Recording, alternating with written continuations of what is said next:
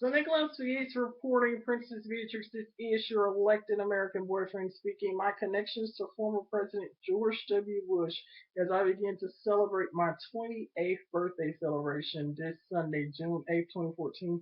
And I'd like for everyone around the world to give to the Catholic Church. Nicholas Pegues reporting, a recipient of Pope Benedict XVI and, of course, former President George W. Bush. This is one connection to me regarding former President George W. Bush. And guess what, Nicholas Hughes fans? Did you know that I was granted an opportunity to see former President George W. Bush in 2005 when he was elected President of the United States? Now, this is when he was elected sitting President of the United States in 2005 by Congressman Marsha Blackburn. I was granted the extraordinary opportunity to hear President George W. Bush speak, and it was a remarkable speech about Social Security. And also, I was interviewed by Channel 5. How awesome is that? Nicholas Hughes reporting beginning to celebrate his 28th birthday on June 8th, 2014. Nicholas Hughes reporting, may God save the Queen. And of course, Princess Beatrix, this is your elected American boyfriend speaking, Nicholas Hughes, being an icon of Memphis.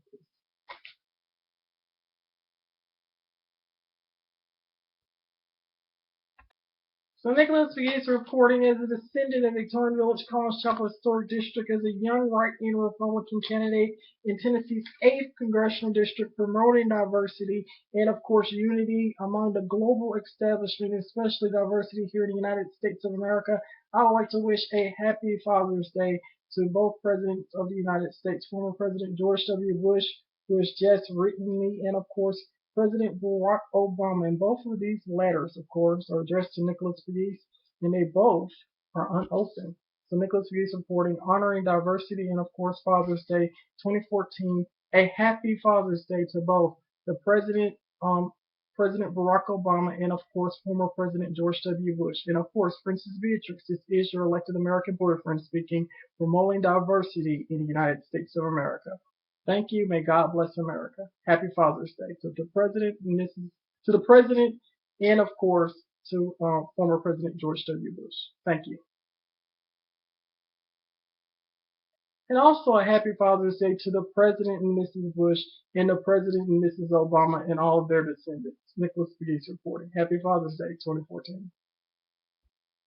Nicholas Pegues reporting, waiting on arrival of former President George W. Bush here in East Memphis. Nicholas Pegues reporting, seen in our report on Memphis.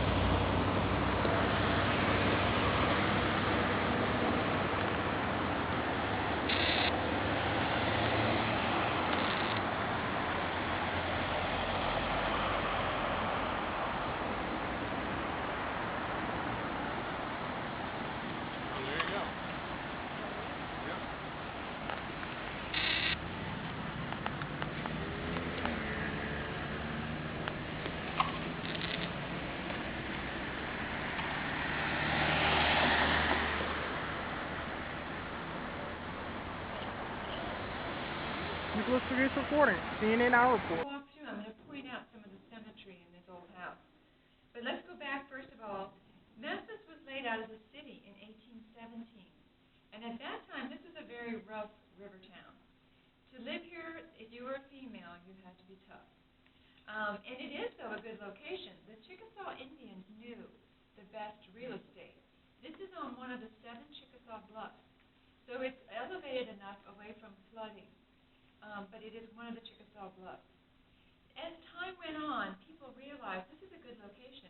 You're not up north where it's so cold. You're not down in New Orleans where the humidity and the flooding is much worse. You're just in the middle. So it is quite a nice climate, except for this summer. This summer was pretty awful. It can be very warm here.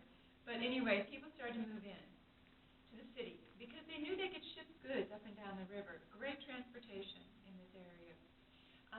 When this area was built up, so this was the country, that was a dirt road out there. This was not the city of Memphis, so this was the country. So when this house was built in 1871, Mr. Woodruff over here on the right decided he wanted to live on this street. It was called Millionaire's Row, because at that time, a lot of wealthy people built their homes here. And to build a house, it had to be a mansion. So this is one of the, well, there were 32. This is one of the 3 that's left.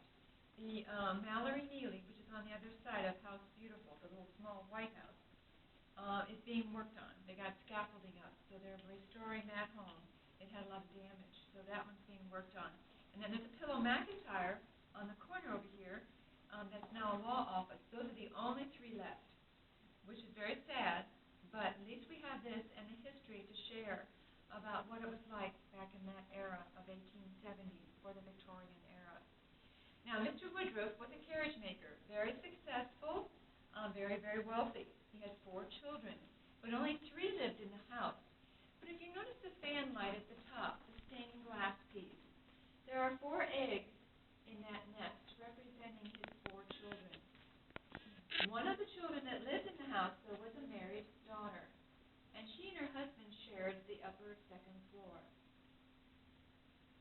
When this house was built, Mr. Woodruff wanted to show off how wealthy he was. So notice this door frame, beautifully carved. It's actually machine carved. That was a sign of wealth. It was during the Industrial Revolution. It cost more to have machine carved Then hand carved? Yep. What is that? Yeah, that was the Industrial Revolution. So machinery was brand new. It was a new hot thing. It was more expensive. And it looks like it would, to us, we think it's hand carved. You know, I would think that when I first walked in, but no, it's not. Notice the cornice